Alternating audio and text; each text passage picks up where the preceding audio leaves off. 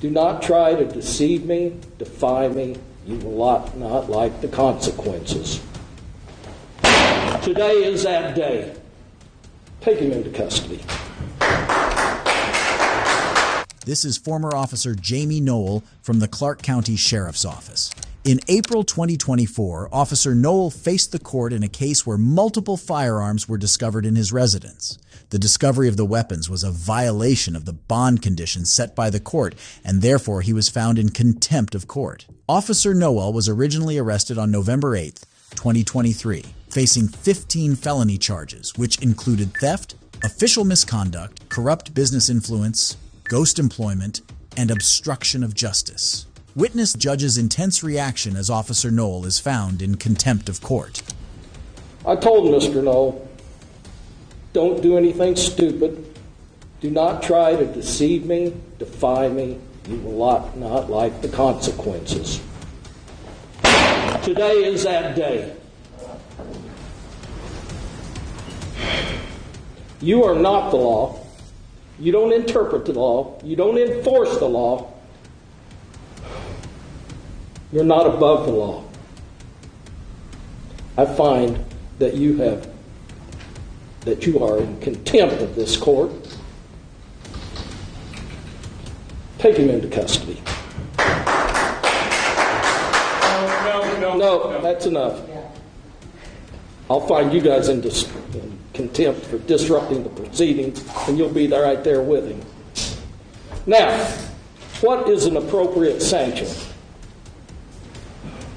The question is, I can sentence him up to 180 days without a trial, or I can sentence him to a day, or I can release him.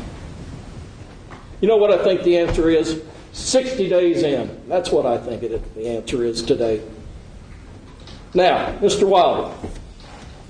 Yes, Your Honor. Or Mr. Voiles. I apologize, Mr. Voiles, your lead. Before he is released, I'll take your suggestion. I want an independent individual to scour that household to determine that there's no further weapons. I find it Mr. Ertl's original argument that he was trying to make that I sustained, an officer of the law, every time I go into court, I hear, I didn't know it was there. I didn't know it was there. I really didn't. You've heard that a million times. You've heard it a million times, and yet you still take them into custody, would be my guess. Every officer in the world has heard, I didn't know it was there. It's my friends. I'm not buying it. It was your burden. It's your responsibility. And today, the court will enforce that. Take him away.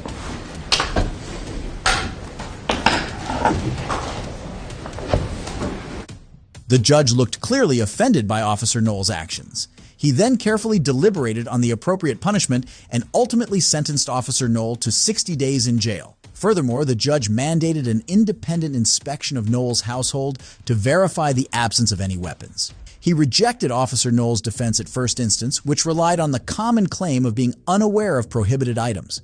The judge firmly then emphasized that the responsibility rested squarely on Officer Knoll. He was taken into custody there after the discovery of firearms. Later in August 2024, he was sentenced to 12 years in prison after he pleaded guilty to charges relating to corrupt business influence and theft.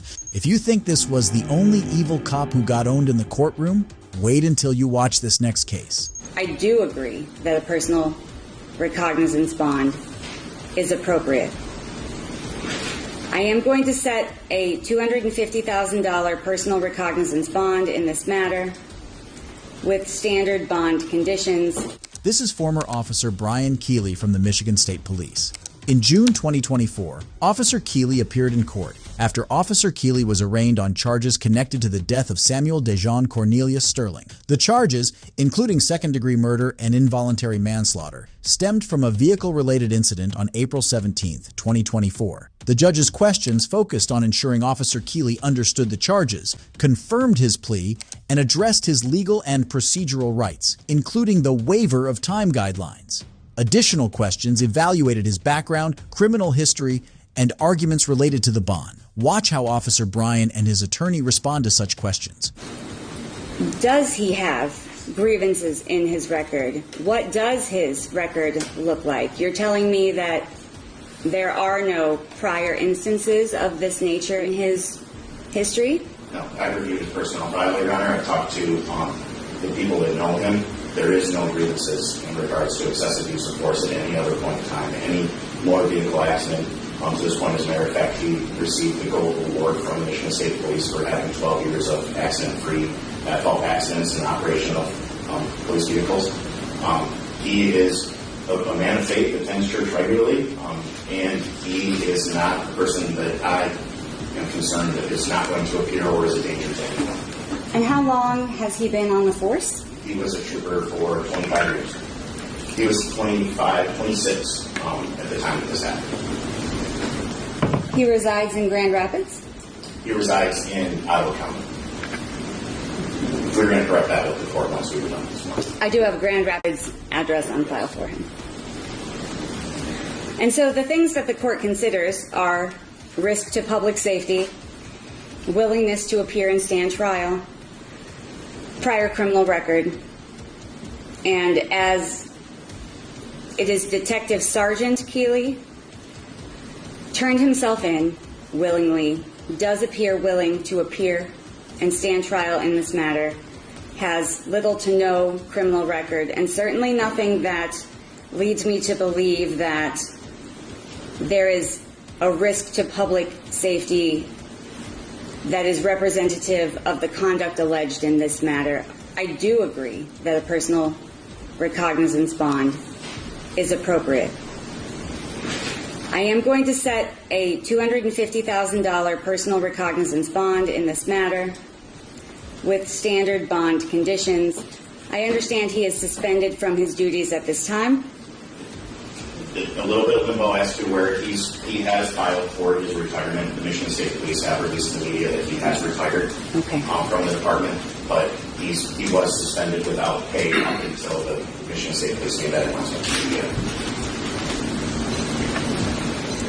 And so while this case is pending, you may not leave the state of Michigan. You must update your address with the court and then continue to keep it current with the court. You may not, of course, commit any crimes while on bond, and you must show up on time for your court appearances, which are... Keely, look, she's a good judge. That's the only thing I'm saying. You look, she's a great judge. Great, amazing. But you?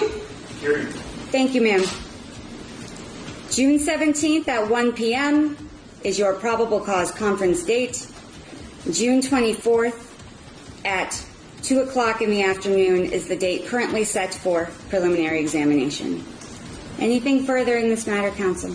If I may, Your Honor, given the facts and circumstances of this case and the charge, in discussion with the AG's office, they were expecting me to ask the court if we could enter onto the record a 21-day waiver at this point, so if there is an adjournment down the road, we don't have to worry about putting that on the record at a later time. And the law and court rules do require that the probable cause conference and preliminary examination be set within certain time guidelines. Mr. Keeley, I'm certain that your attorney explained those to you. Are you voluntarily waiving your right to have those hearings held within those specific time guidelines? And then we will enter that waiver onto the record.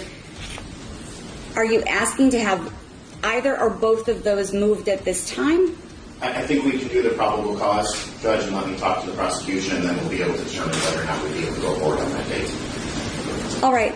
Officer Keeley pleaded not guilty to all charges and was granted a $250,000 personal recognizance bond with standard conditions.